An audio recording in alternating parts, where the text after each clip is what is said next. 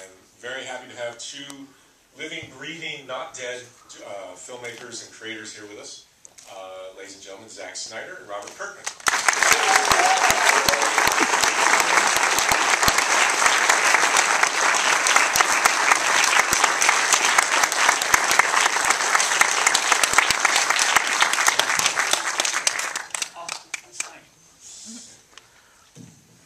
Welcome, gentlemen. How are you? Good. Woo! What's your favorite bicycle movie? Don't do that. Breaking away. So, you're watching Walking Dead up there. It's fascinating to think about the comic book and the characters and as they live and breathe on the page, or don't breathe, and to see them on the show. What's that like for you, Robert, as far as the way they connect and sync up in the ways they don't? I'm only here to ask him about the Superman movie. I didn't know anyone else was going to be here. No, it's cool. It's very strange for me. It's not something I think I'll ever get used to. I actually, just this week, I wrapped up the script for Walking Dead 99, and I also wrapped up an early draft of the script for episode 308 for the third season. And it's weird going back and forth, but it's kind of cool. I mean, I don't really have anything to complain about, but it's a strange process. Yeah. I was working on the script for that 8th episode, and I kept going, oh yeah, Rick has 2 hands. Oh crap, I think I revealed that he has a second hand in the 8th episode. That could technically be a spoiler. But, alright, I'm going to stop talking now. Again, I was not prepared for this at all. I just wanted to talk about Superman. How do you think I feel? And then, Zack, everybody was watching Dawn of the Dead in here a little bit ago, and for you, I mean, you made that in 2003, right? It came out in 2004? Yeah. Does that sound right? Yeah, in 2003 we shot. When you think of Zack Snyder then, and you think of yourself now, what would you say is the biggest difference between that filmmaker? Let's see, I got a couple more tattoos now than I did then. I don't know. I guess I'm. I have more experience, but I don't know that. I don't feel like I'm a different filmmaker. I just think it's because Dawn was such a. It was it was personal and fun, and it was a great experience, and I really enjoyed the material, and I like the world, that world, that zombie world. And it's really, so for me it was a grueling film to make because we didn't have a lot of money, but as far as when you make a movie, I guess the things you like and the things you don't like, maybe they say, oh well, you get more power when you make a successful film, so then you get to do what you want all the time, and that's not how it is. So it's odd in a movie like this, which is, I think the studio wasn't really aware of what we were doing, and so we were able to do some stuff. I think that they made it more personal, I guess. Does that make any sense? Yeah. When nobody's looking, you can do some of the things that you want to do. Yeah, for sure. But I think, with this movie, for instance, there was a lot of, the tone is kind of particular, and I don't think the studio, they kept like, we need more jumps in the film. And I say, well, okay, it's not, okay, but don't you like the other parts? It's kind of fun, to in the zombie world. It's not all about the jumps. And they are like, but, people like jumps, and I was like, okay. How does it differ, and can you give specific examples to your Superman movie? Yeah, the studio wants more jumps, so they were like, if there's a way we can get more jumps in that. So in a way, it's the same. We have the same debate. So he jumps? No, he never jumps. So is it Zod or Zombie? Is it General Zombie? You got to stop. Okay. Now you mentioned. Ask him a question. So I saw Avengers, and I was just thinking, are you going to have like a scene at the end after the credits? Is there anything? No, we don't. First of all, we don't do that. I think Darkseid would be fantastic.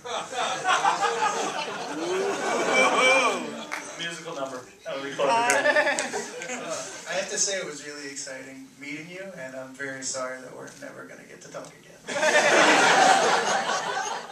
They actually literally met in the green room, right? I don't think you guys met before, or the kryptonite room, as we could call it.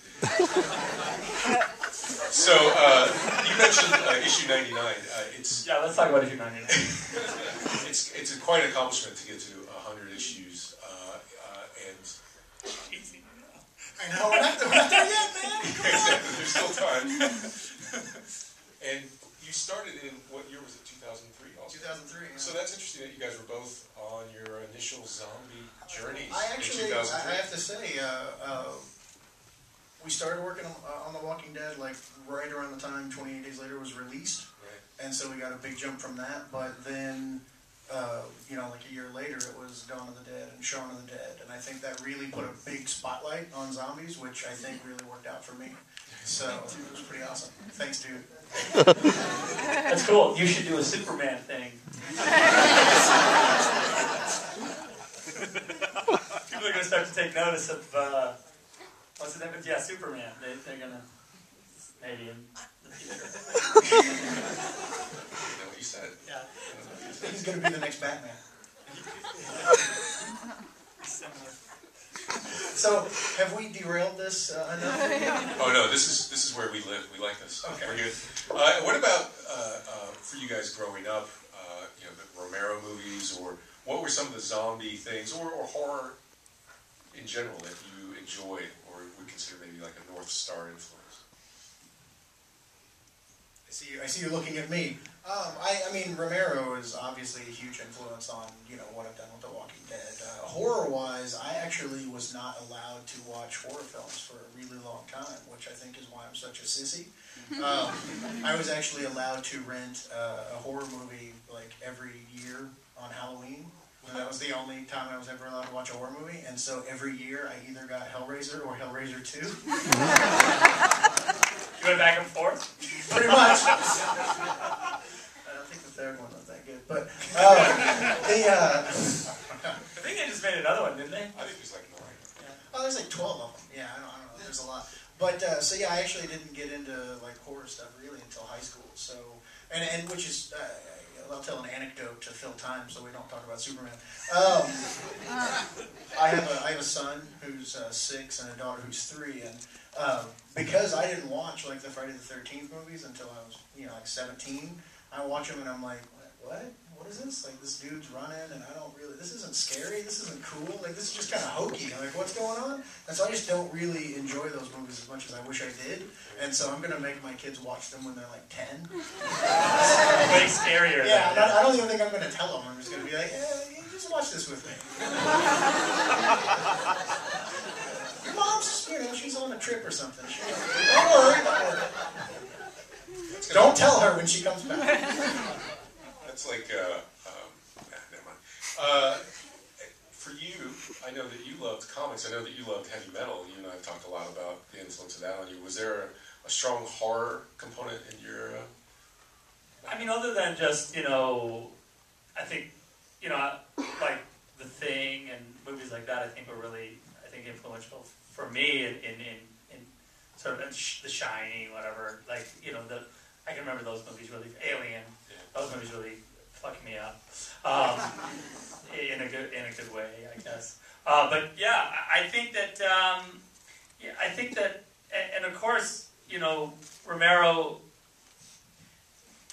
you know, having created a genre and in a weird way, a world that, you know, kind of it's kind of unique, you know, and that even no matter what, when you go in there, you gotta have to kind of go, yeah, we acknowledge it, that it's a sort of Romero world, we're just kind of passing through it, which is, I think that's cool. I mean, I think there was one time, I've met George a couple times, but you know, there was a short time where I heard that he wanted to fight me or something like that. I thought that was kind of intense, so I'm going to stay away from I it. don't think that would go well for him. Well, you know, he's not a young guy. He's a big guy, though. He's a pretty big guy. He's tall. Oh, but I don't know. He's got like a ponytail, though, right? He does have a ponytail. That's certainly a drawback. That's certainly a handicap. If you had to make a list of the 3 reasons that he wanted to fight you, what do you think they would be? I don't know. It was on a talk show, and they were saying, like, Snyder, what do you think?